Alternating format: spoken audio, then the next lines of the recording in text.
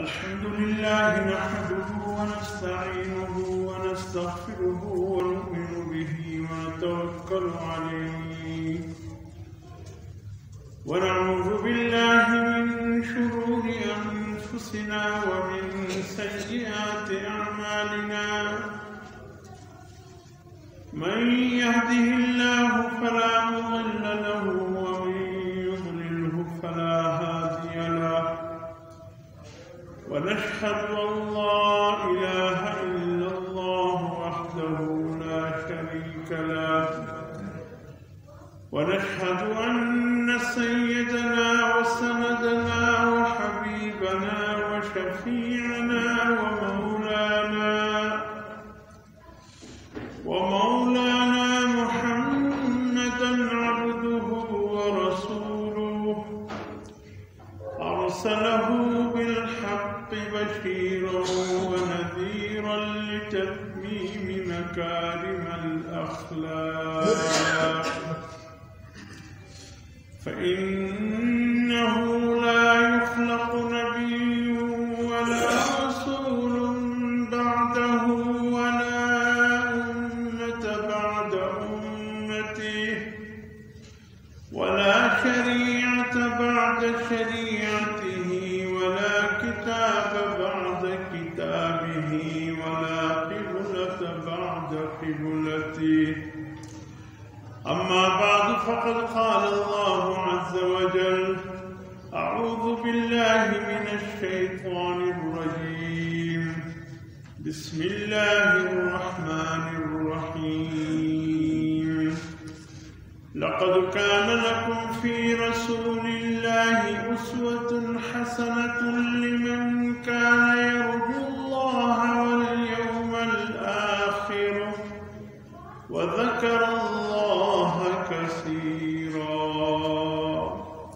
صدقت يا رب العالمين وصدق رسوله النبي الأمي الكريم ونحن على ذلك لمن الشاهدين والشاكرين الحمد لله رب العالمين خدا در انتظار حمد مانیس محمد چشم براہ سنانیس محمد حامد حمد خدا بس خدا صدا فرین در مدح مصطفیٰ بس محمد استمی خانم خدا را خدایا است حب مصطفیٰ را اللهم صل على سيدنا ونبينا ومولانا محمد وعلى آل سيدنا ونبينا ومولانا محمد مبارك وسلم عليه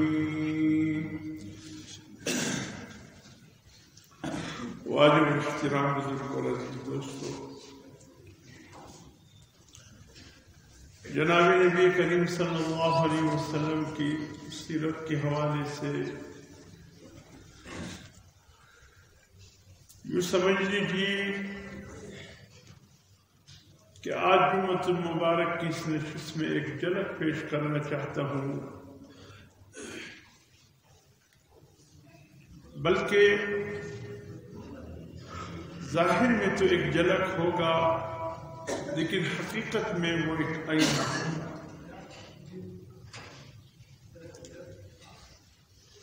دیکھیں، عام طور پر جب انسان اپنے چہرے کی صفائی کرتا ہے، حجامت کرتا ہے، یا اپنا خد و خال چہرے کا بدن کا دیکھنا چاہتا ہے تو آئینے کے سامنے کھڑے ہو کر نکلنے سے پہلے اپنے آپ کو ایک دفعہ اپنے سراپے کا جائزہ لے کر کہ آیا کہیں اونچ نیچ تو نہیں ہے۔ جس طرح ایک مشہور لطیفہ ہے یا واقعہ ہے، کسی کارخانے سے دو آدمی نکلے کام کرتے کرتے،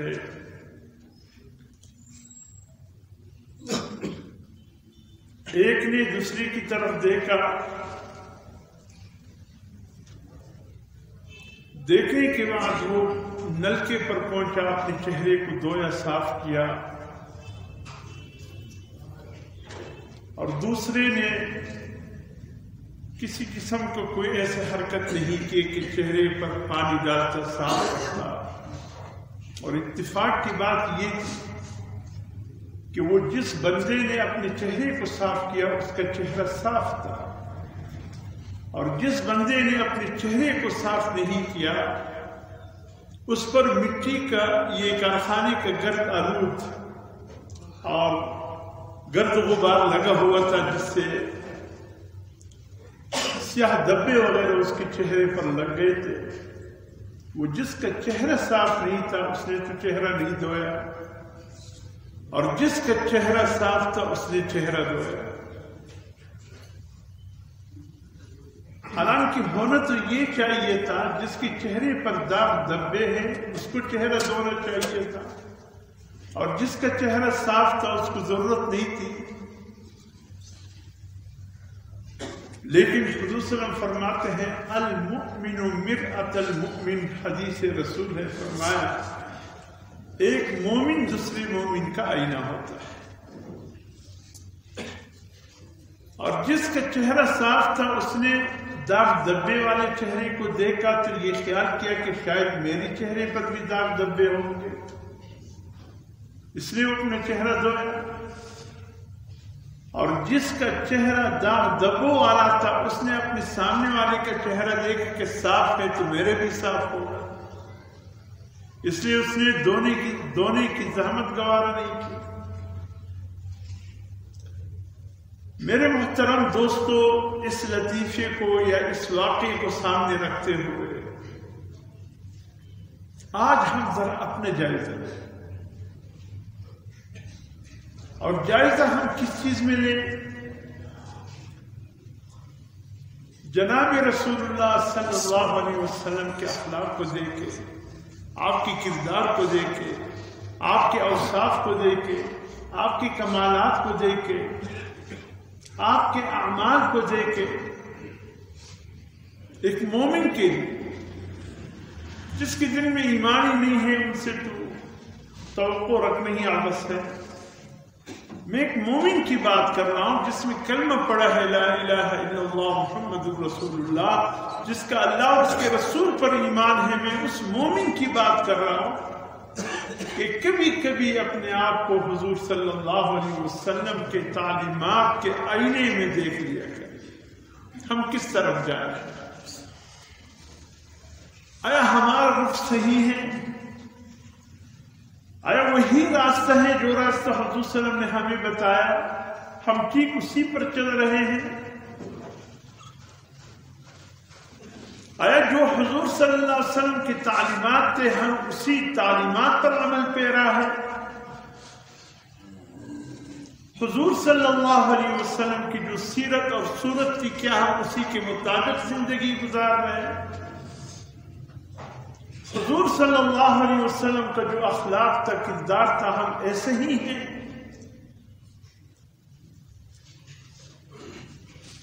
اللہ. گھر میں ایک باندھی تھی، حضور صلی اللہ علیہ وسلم نے ایک کام کا کہا تھا، اس نے کام اس کے الٹ کر دیا. حضور صلی اللہ علیہ وسلم نے فرمایا یوں کرنا، وہ اس کے الٹ اس کام کو کر لیا. حضور صلی اللہ علیہ وسلم آئے، انسان ہونے کے ناطے غصہ آنے ایک فطری عمل ہے. وضو کی تیاری فرما رہے تھے، ہاتھ میں مسواک تھا حضور صلی اللہ علیہ وسلم کا، اور اس باندھی کو دیکھا کہ اس نے کام الٹ کیا ہے. حضور صلی اللہ علیہ وسلم غصے میں تو آ گئے لیکن فرمانے لگے میں اس مسواک سے تمہیں مارتا اگر مجھے قیامت کا ڈر اور خوف نہ ہوتا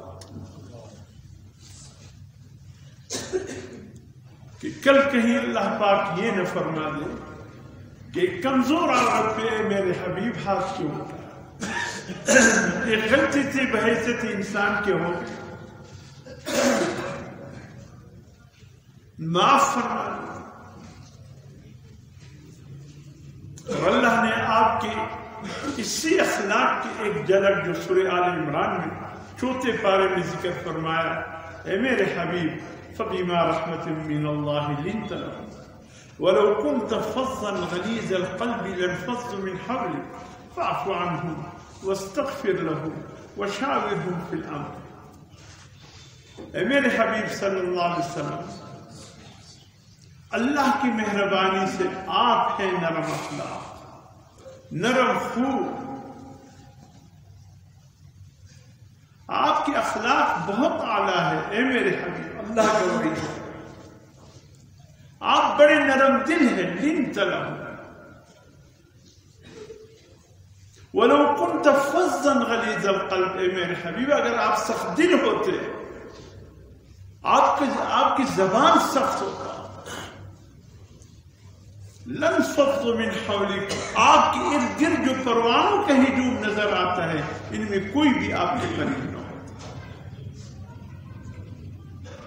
یہ آپ کی نرم خوئی ہے، یہ آپ سلم کی نرم اخلاق ہے، آپ صلی اللہ علیہ وسلم کا عظیم کردار ہے، آپ کا نرم لہجہ ہے، آپ کی زبان کی مٹاس اور شیرینی ہے کہ جو ایک دفعہ آپ کے قریب آیا بس وہ آپ کا دیوانہ بن گیا۔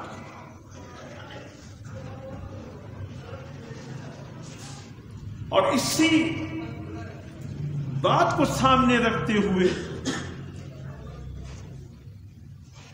انسانی نفسیات کو سامنے رکھتے ہوئے وقت کی کمی بھی ہے اور بات میں آگے بڑھانا بھی چاہتا ہوں، ایک بات آگے کہہ دوں تاکہ پتہ چلے اللہ نے ہمیں جس نبی اور جس عظیم رسول کا امتی بنایا وہ کتنے عظیم تھے، کتنے سربلند و بالا تھے، کتنے عرفہ اعلی اخلاق اور کردار کے مالک تھے۔ صرف یہ ایک یاد دہانی ہو جائے گی، تفصیلات میں نہیں جاؤں گا، صرف ایک یاد دہانی، ایک انسانی نفسیات کے سامنے رکھتے ہوئے اس سجدے کو عرض کرتا ہوں مختصر انداز۔ دیکھ تاریخ میں 3 گواہیاں بڑی اہمیت کے حامل ہیں، 3 گواہیاں بڑی اہمیت کے حامل ہیں، اور جس شخصیت کے متعلق یہ 3 افراد یا 3 اشخاص یا 3 قسم کے لوگ جس کی کردار، جس کی خوبی، جس کی تعلیمات، جس کی اخلاق، جس کی اوصاف کی گواہی کو اس انداز سے دے، تب پتہ چلے گا کہ واقعی یہ انسان کتنا سربلند ہے، کتنا عظیم ہے، جس کے لیے یہ تین گواہیاں جو اہمیت کے حامل ہیں وہ بھی ایسے آ رہے ہیں جیسے کہ کبھی کبھی اس مجلس میں بیٹھنے والوں کی گواہی ہو۔ سب سے پہلے ایک بیوی کی گواہی شوہر ہے۔ میرے محترم دوستو، یہ ایک معمولی رشتہ نہیں ہوتا ہے میاں بیوی کا، اتنا ایک ماں اپنی بیٹے کو نہیں جانتا، اتنا ایک بہن اپنی بائی کو نہیں سمجھتا، اتنا ایک بیٹی اپنی والد کو نہیں سمجھتے جتنی ایک بیوی اپنی شوہر کو جانتی اور سمجھتی۔ اس لیے کہ والد کے سامنے بھی، یہ والدہ کے سامنے بھی، بیٹی کے سامنے بھی، بہن کے سامنے بھی ایک انسان کی زندگی ذرا تکلفانہ ہوتی ہے، لیکن بیوی کے سامنے انسان بے تکلف ہوتا ہے۔ دونوں کے بیچ میں کسی قسم کا کوئی پردہ نہیں ہوتا، وہ ایک دوسرے کو اچھی طرح سمجھتے ہیں۔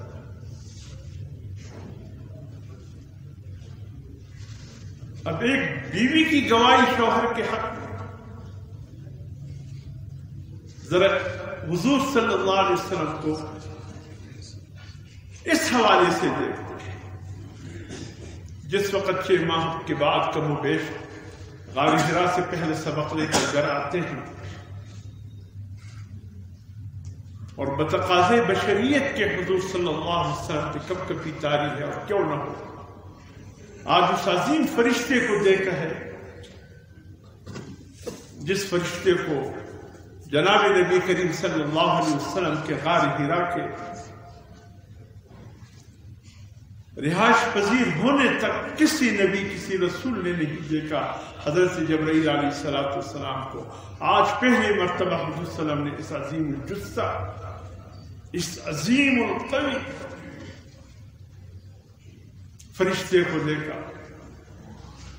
جبل نور پہ بیٹھا ہے، پاؤں اس کے تحت الثری میں لٹک رہے ہیں اور سر عرش معلیٰ سے بھی اوپر جا رہا ہے. اور اسی فرشتے نے حضور صلی اللہ علیہ وسلم کو دبوچا، اقرأ، فرمایا ما انا بقاری، پھر سینے سے لگا کر خوب دبوچا، پھر فرمایا اقرأ، فرمایا ما انا بقاری، پھر سینے سے لگا، پھر دبوچا، پھر فرمایا اقرأ، فرمایا ما انا بقاری، پھر جب تیسری مرتبہ دبوچا تو کے بعد اس نے کہا اقرأ بسم ربک الذی خلق، خلق الانسان من علق، اقرأ وربك الأكرم الذي علم بالقلم علم الإنسان ما لم يعلم. یہ 5 آیتیں جو وحی کی ابتدا ہے، ایک طرف وحی کی شدت، اللہ کے قرآن کی نزول کی ابتدائی 5 آیتیں، اور دوسری طرف عظیم الجثہ فرشتے کو دیکھنا تو اور بات ہے، اس کے سینے کے ساتھ چمٹ کر 3 مرتبہ آپ صلی اللہ علیہ وسلم کو دبوچنا، یہ کوئی معمولی بات تو نہ تھی، عام انسان کی طاقت کی بات نہیں ہے. حضور صلی اللہ علیہ وسلم فرماتے ہیں اللہ نے ایک ایک نبی، ایک ایک رسول کو دنیا کے 40 پہلوانوں کے برابر طاقت دی ہوتی. بڑے بڑے پہلوان، 40 پہلوانوں کے ایک طاقت ایک نبی کے پاس ہوتا ہے. اس کی یہ کیفیت ہوگی کہ گھر میں آ کر زمینونی دس کی اے خدیجہ مجھ پر کمبل ڈال دیجیے، اے خدیجہ مجھ پر چادر ڈال دیجیے، مجھے اپنی جان کا خوف ہے، اپنی جان کا خوف ہے. حضرت خدیجہ الکبریٰ رضی اللہ تعالی عنہ رازدار نبوت، پہلی وحی کی گواہ اور سب سے پہلے وہی حضور صلی اللہ علیہ وسلم کی زبان اقدس سے جس عظیم ہستی نے سنا وہ حضرت سیدہ خدیجہ الکبریٰ رضی اللہ عنہا.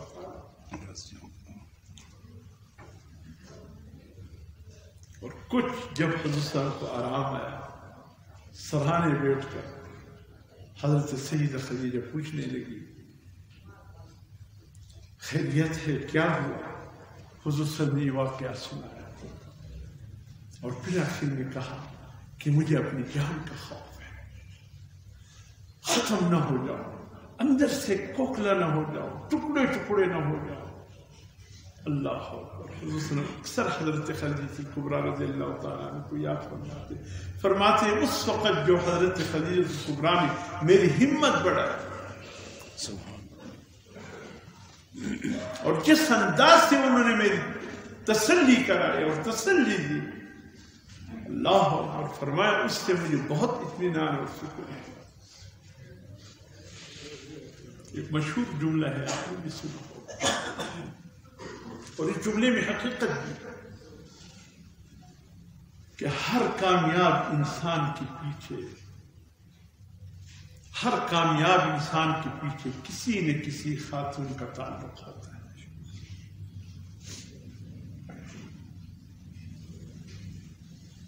حضرت شیخ عبدالقادر جیلانی رحمۃ اللہ علیہ سرتاج الاولیاء، ان کے پاؤں کے خاک ہمارے سروں کے تاج. اتنے عظیم انسان جو بنے ہیں، اتنی کامیاب انسان جو بنے ہیں، سرتاج الاولیاء بن گئے ہیں، ایسا تو نہیں ہے. اس کے پیچھے ان کا والدہ کا کردار ہے.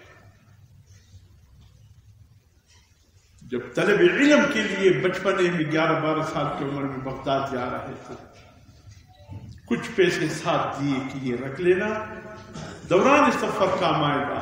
باقی 100 کے قریب درہم و دینار لے کر اس کی قمیص یا صدری جو بھی تھا اس کے اندر سی لیا یہ وہاں چل کر جب تم علم دین کی طلب میں لگ جاؤ تو دوران علم حاصل کرنے کی تمہاری کام اور ضرورت میں آ جائے گا۔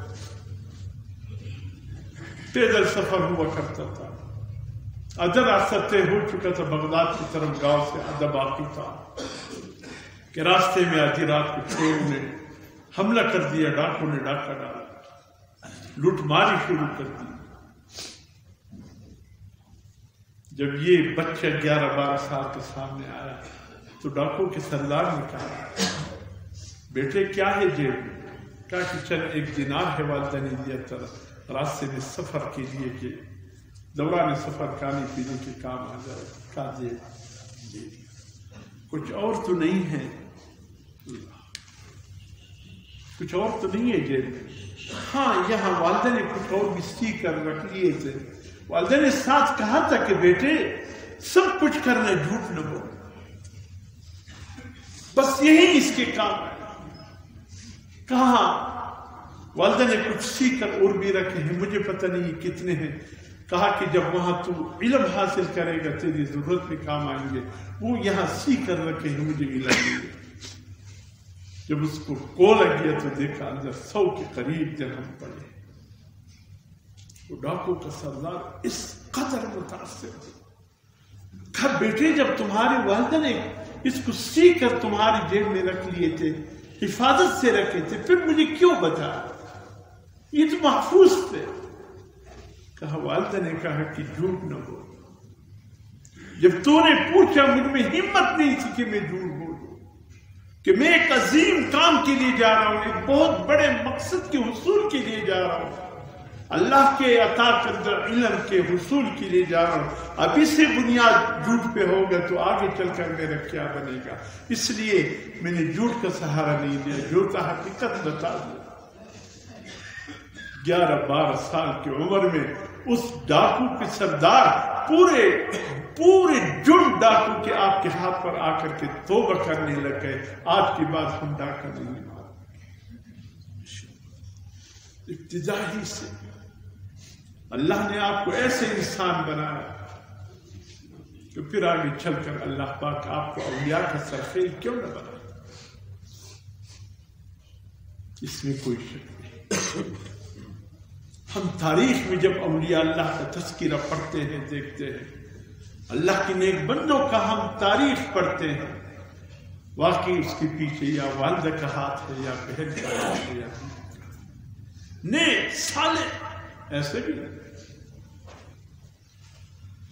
جناب نبی کریم صلی اللہ علیہ وسلم کے اس وحی کے پہلے سبق میں آپ صلی اللہ علیہ وسلم فرماتے ہیں جس نے میری ہمت بڑھائی، حوصلہ دیا، وہ حضرت سیدہ خدیجہ کبریٰ رضی اللہ تعالیٰ۔ سرحانے بیٹھ کر حضرت خدیجہ کی گواہی تاریخ میں سنہری الفاظ میں لکھی،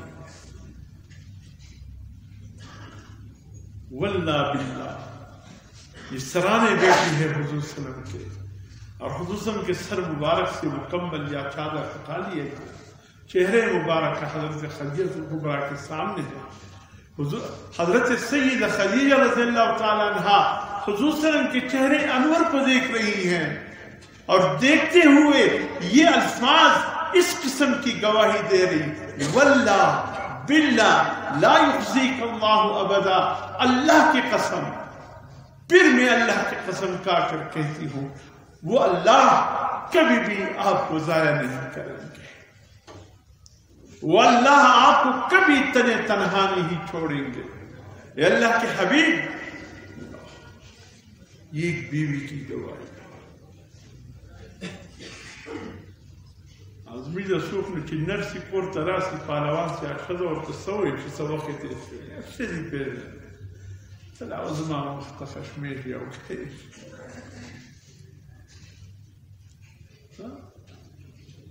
از مشتری جکین رزمی متعلق بس گواهی رو شکر دی چې مخته نه راځي که اگر سره د سترګو د خلکو او مخته د سترګو پورته کولو سبب وباسي که سره زموږ ښځې رزمي متعلق دی ګواهي ورکړي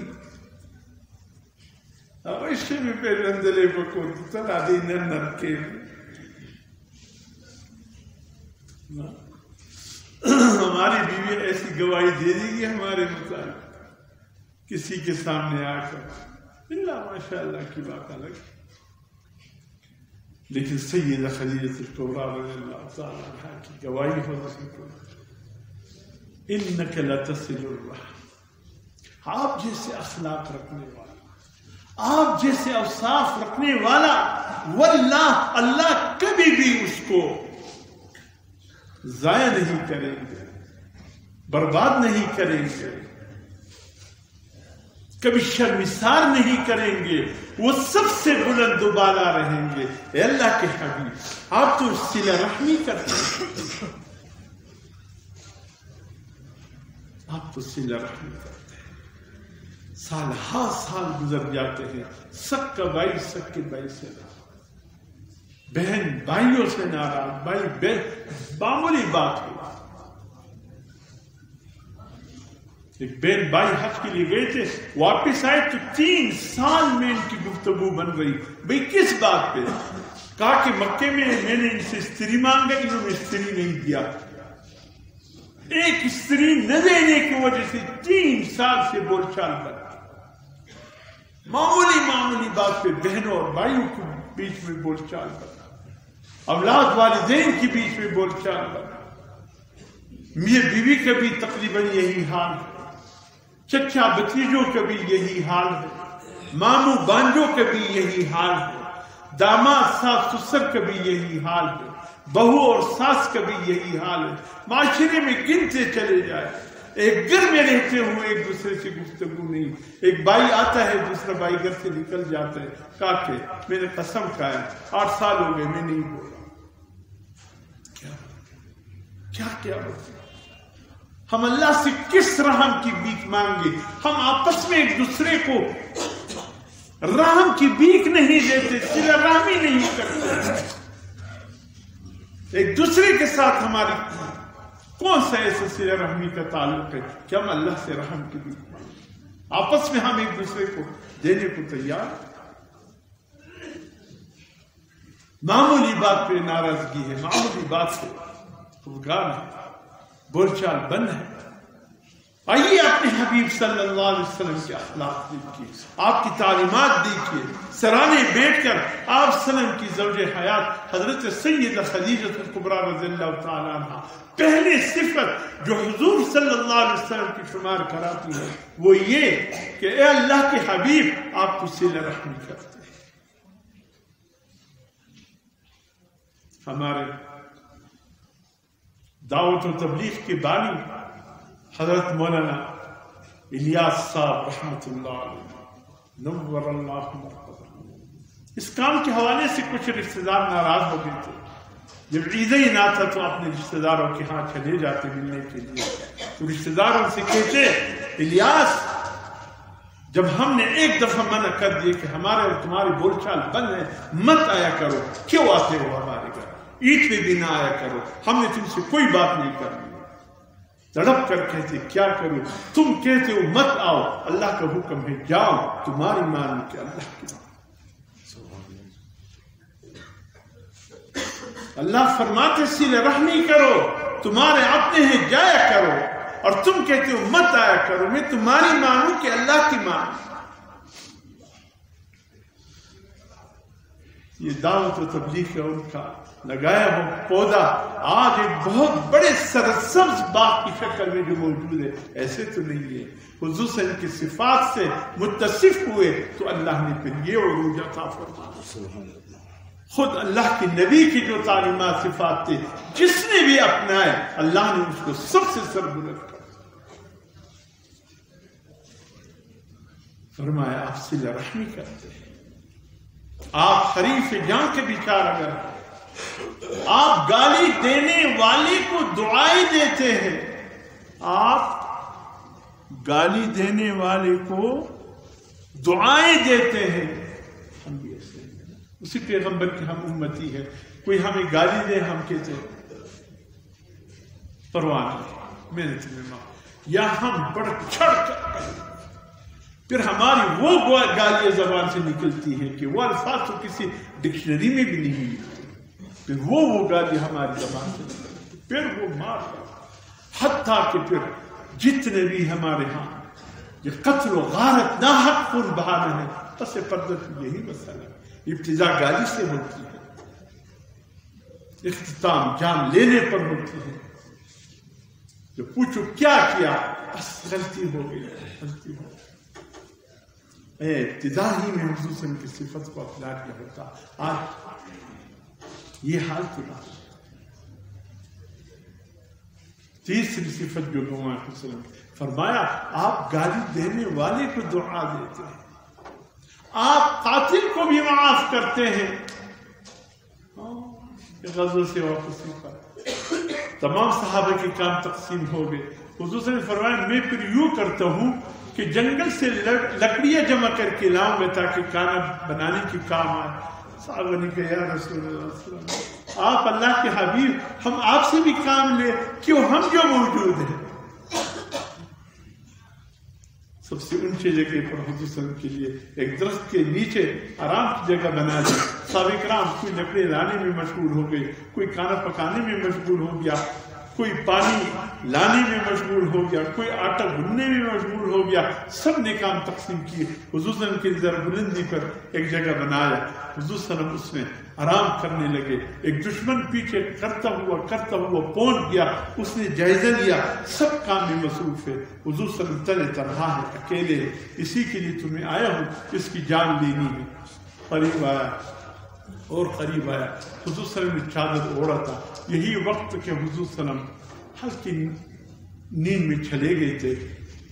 یہ تلوار نیام سے باہر کر کے کہ میری آواز دور تک نہیں جائے گی، ذرا مناسب آواز سے کہنے لگا من یمنعک منی یا محمد صلی اللہ علیہ وسلم. بتائیے ابھی اس وقت آپ کو مجھ سے کون بچائے گا؟ تیرے ساتھی بھی بڑے دور ہیں، آواز دو تو نہیں پہنچیں گے، پہنچے تو میں کام کر چکا ہوں گا. میں ہوں اور آپ ہے. حضور صلی اللہ علیہ وسلم بیٹھ گئے. کون ہو؟ کہا جو بھی ہوں تیرا دشمن. تلوار نیام سے باہر ہے. حضور صلی اللہ علیہ وسلم نے یوں دیکھا، فرمایا کیا کہا؟ کہا من یمنعک منی یا محمد صلی اللہ علیہ وسلم، کون بچائے گا آپ مجھ سے؟ حضور صلی اللہ علیہ وسلم نے فرمایا اللہ، میرا اللہ مجھے بچائے. الفاظ سننا تھا کہ کب کبھی تاری ہو گئی. تلوار اس کے ہاتھ سے نیچے گر گیا. حضور صلی اللہ علیہ وسلم نے اٹھایا اور فرمایا ہاں مجھے تو میرے اللہ نے بچا دیا، اب تم بتاؤ تمہیں کون بچائے. چیخنے لگے، چلانے لگا، مارا گیا، ختم ہو گیا. حضور صلی اللہ علیہ وسلم نے ساتھیوں کو آواز دی. لوگ آئے اس کو دیکھ رہے ماجرا کیا ہے. اس نے فرمایا تم کاموں میں مصروف ہو گئے. یہ تلوار لے کر نیام سے باہر کر کے میرے سامنے کھڑا ہوا اور مجھے جگا کر کہا کہ میں یمنعک کو بھی نہیں آؤں. میں نے کہا اللہ، تلوار اس کے ہاتھ سے گر گیا، اب میرے ہاتھ میں ہے، اب میں ان کو کہتا ہوں کون بچائے گا. اب یہ چیخ رہا ہے، چلا رہا. صحابہ نے کہا رسول اللہ آپ تلوار دیجئے، اسی کی تلوار سے اس کی سر کو ہم قلب کر دیں گے. حضور نے فرمایا بھائی اللہ نے تو مجھے بچا لیا نا اس کے ہاتھ سے، کچھ مجھے تکلیف نہیں پہنچتی، جانے دو، دے دو تلوار. جا کر یہ ساتھیوں سے کہو کہ اس حبیب کے پاس میں پہنچا ہوں، پتہ نہیں کس نے اس کو بچایا تاکہ یہ پیغام تک پہنچ جائے. آپ تو قاتل کو بھی معاف کرتے ہیں اللہ کے. یہ ہمارے پیغمبر کے اوصاف ہے، یہ اس کا کردار ہے. یہ الفاظ نہیں ہے، یہ کردار بول رہا ہے، کردار، یہ اخلاق بول رہے ہیں. فرمایا آپ حریف جان کا بھی چارہ کرتے ہیں، آپ قاتل کو بھی معاف کرتے ہیں، آپ لوگوں کی گمشدہ چیزیں ان کی گھروں تک پہنچا کر آتے ہیں، آپ کمزوروں کا بوجھ اٹھاتے ہیں. مکی کی بازار میں گزر رہے تھے، دیکھے ایک بڑی بیوی سودا طرف لے کر کے اٹھانے کی کوشش کر کے گھر لے جا رہی تھی. اب دیکھو اس سے اٹھا نہیں جا رہا تھا. حضور صلی اللہ علیہ وسلم قریب آئے، کہا اماں کیا بات ہے؟ کہا کہ بیٹے سودا لیا ہے، گھر نہیں پہنچا سکتی، کمزوری ہوگی، میں پہنچا. کہا اللہ تجھے خوش رکھے، پہنچا. حضور صلی اللہ علیہ وسلم کندھوں پر رکھا. اس بوڑھی عورت کا بوجھ اس کی گھر پر جب پہنچایا، گھر کے دروازے پر رکھا. بوڑھی عورت نے کہا اے نوجوان بہت متاثر کر لیا تو نے مجھے، ایک بات کہوں، آپ کی فائدے کی بات بتاتا ہوں. حضور صلی اللہ علیہ وسلم فرمایا ہاں اماں کہو کیا بات ہے؟ کہا کہ اس مکے میں ایک جادوگر آیا ہے، وہ ایسے الفاظ بولتا ہے کہ لوگوں میں علیحدگی ہو گئی، باپ بیٹے میں علیحدگی ہو گئی، میں بیوی میں علیحدگی ہو گئی، کیا کرنا، اس کے قریب نہ جانا کہ تمہیں خراب نہ کرنا۔ حضور صلی اللہ علیہ وسلم مسکرائے، فرمایا اماں تو جس نوجوان کی بات کر رہا ہے کہ وہ اتنا خراب ہے، میں اس سے اپنے آپ کو بچاؤں، وہ تو میں ہی ہوں، تمہارے سامنے ہو، جو سزا دینا چاہتے ہو دے دو۔ حیرت کی بات ہے، آپ ہے؟ اسے فرمایا ہاں میں ہوں۔ اتنے عظیم اخلاق رکھنے والے، اس کے متعلق لوگ کہتے ہیں کہ ایسا ہے ویسا ہے۔ بیٹے ہاتھ بڑھائیے، سب سے پہلے میں آپ کے ہاتھ پر اس دین کو قبول کرتا ہوں جس دین کو تو لے کر آیا ہے، اور جس دین کی داعی اس قدر عظیم انسان ہے، وہ دین کتنا عظیم ہوگا۔ آپ کمزوروں کا بوجھ گھروں تک پہنچا کر آتے ہیں، آپ مہمان نواز ہیں، آپ حق و صداقت کے علم بردار ہیں۔ میرے محترم دوستو، یہ حضور صلی اللہ علیہ وسلم کی زندگی تھی، ایک بیوی کی گواہی ہے شوہر کے حوالے سے، اور اس عورت نے تقریباً 15 سال کا عرصہ گزار دیا، 16ویں سال میں حضور صلی اللہ علیہ وسلم کے عقد میں تھی، یہ 16واں سال تھا۔ حضرت سیدہ خدیجہ کبریٰ جو حضور کے عقد میں آئی اور حضور نے نبوت کا اعلان فرمایا، عقد نکاح کے 16ویں سال۔ صرف ایک سوال پوچھنا چاہتا ہوں، یہ باتیں جو میں نے کی آپ کے سامنے، ایک سیدہ خدیجہ کی گواہیاں تھی جو حضور کے لکھے، ان میں ایک صفت بھی ہم نے موجود ہے، تڑپتے دل کے ساتھ اپنی سینے میں جانتے ہیں ہم کس نبی کے نام لیوا ہے، کس نبی کی تعلیمات پر فخر کرنے والے ہیں۔ ذرا خدا را سوچ لیجئے، کیا ان تعلیمات میں ایک بھی ہم میں موجود ہے؟ یہ دعوت گھر جا کر سوچئے، ہمیں جانا کس طرف جانا چاہیے تھا، ہم جا کس طرف ہے۔ یہ ایک گواہی، وہ گواہی بڑی جانتے ہیں۔ اللہ عمل کی توفیق عطا فرمائے۔ سنت